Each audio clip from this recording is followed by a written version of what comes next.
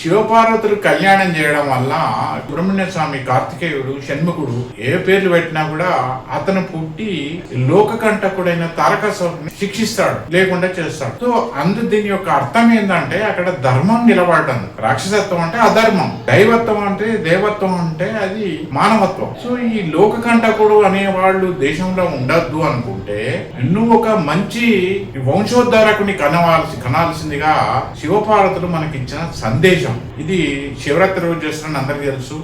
తర్వాత ఎవరికైతే ఆడవాళ్ళకి కానీ మగవాళ్ళకి కానీ వివాహం ఆలస్యమైతే ఆరుద్ర నక్షత్రం రోజున శివపార్వతుల కళ్యాణం ఏ శివారంలో చేసినా కూడా వాళ్లకు అన్ని రకాల ఆటంకాలు తొలగి వారికి తొందరగా వివాహం జరిగే ఆస్కారం ఎక్కువ ఉంటుంది.